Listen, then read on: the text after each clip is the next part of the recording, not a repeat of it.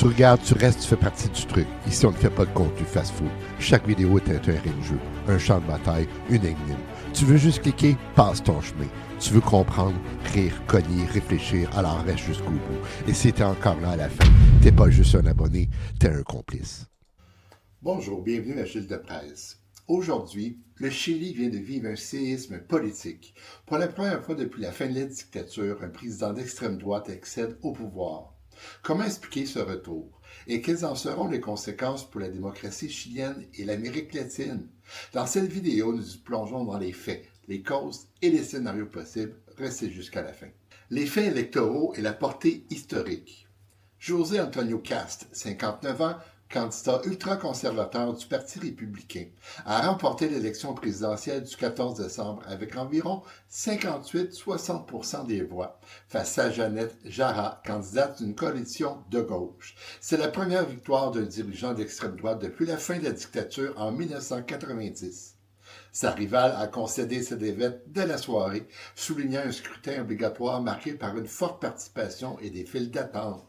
Le pays apparaît profondément divisé, mais le résultat, lui, est sans appel. Le candidat et ses thèmes de campagne.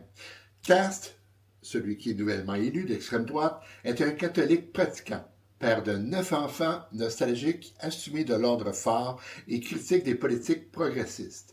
Il a centré sa campagne sur la lutte contre l'insécurité, l'expulsion des migrants en situation irrégulière et la restauration de l'autorité de l'État. Un discours qui a trouvé écho dans une partie de l'électorat. Les images du meeting derrière vitre par balle, la rhétorique du chaos et la promesse de remettre de l'ordre ont installé une dramaturgie sécuritaire dans l'un des pays pourtant parmi les plus sûrs de la région, mais traversé par une perception croissante de criminalité liée aux gangs. Alors, d'où vient ce basculement? Contexte social, économique et institutionnel. Pour comprendre cette victoire, il faut revenir aux attentes post-2019. Contestation massive contre les inégalités, processus constitutionnel avorté, fatigue politique et polarisation. L'espoir de nouveau pacte social s'est heurté à des divisions et à des perceptions d'insécurité, ouvrant l'espace narratif à une droite décomplexée. Le virage à droite dépasse le Chili. La région connaît une vague d'offres politiques qui promettent sécurité et fermeté face aux gangs et à l'immigration irrégulière, avec des références, citées ou implicites, au modèle de leaders comme Bukele ou Trump. Le Chili s'inscrit dans cette dynamique continentale et mondiale. Programme et lignes de facture, sécurité, migration, droit et économie. Sur la sécurité et l'immigration, Cast promet d'expulser des centaines de milliers de migrants en situation irrégulière et de durcir l'arsenal contre la criminalité. Ses partisans y voient une réponse à une demande d'ordre, ses détracteurs à une politique de stigmatisation et de recul des droits. Sur le plan des droits et des valeurs, sur les droits sociaux et les enjeux de société, avortement, minorité, liberté publique, la nouvelle présidence est perçue comme ultra-conservatrice, avec une filiation idéologique controversée par rapport à l'ère Pinochet. Sur l'économie et l'État. Alors économiquement, le discours met l'accent sur la croissance, la dérégulation et l'attraction des investissements, avec l'idée que l'ordre public est un prérequis à la prospérité. Reste la question, quelle redistribution, quelle protection sociale et quel équilibre entre l'efficacité économique et droit. Continuité et rupture, la mémoire de Pinochet et la démocratie chilienne. La dimension symbolique est cruciale. L'admiration, la nostalgie affichée du candidat envers l'ordre de l'époque Pinochet heurte une mémoire encore vive de cette époque.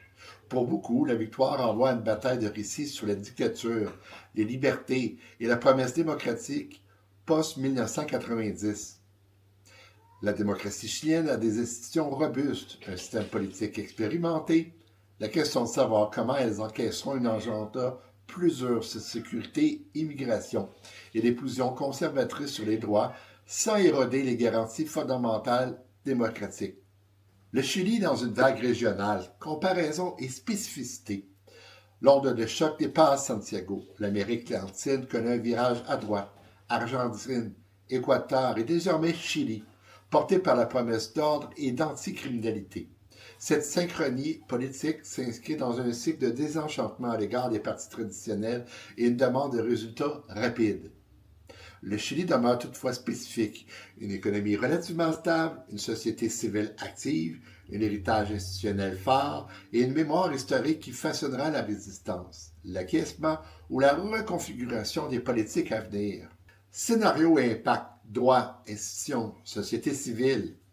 Sur le plan des scénarios, à court terme, attendez-vous un agenda sécuritaire priorisé, une politique migratoire durcie et des signaux sur les questions sociétales.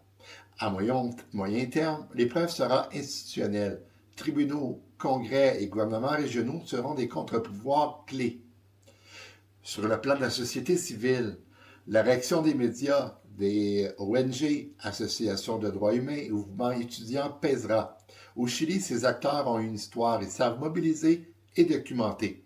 Le nouvel exécutif devra composer avec eux. En conclusion, ce que révèle ce basculement et appelle à la réflexion. Le retour de l'extrême droite au Chili est le produit d'un faisceau de causes. Insécurité, migration, fatigue politique, échec de réforme et promesses d'autorité. Reste la question existentielle, comment concilier l'exigence d'ordre avec la protection des droits fondamentaux et la vitalité démocratique. Dites-moi ce que vous en pensez. Est-ce une parenthèse, une nouvelle ère ou un rééquilibrage nécessaire au Chili? Retrouvez l'analyse détaillée, les sources et les infographies dans la description. C'était Gilles Deprez. Merci.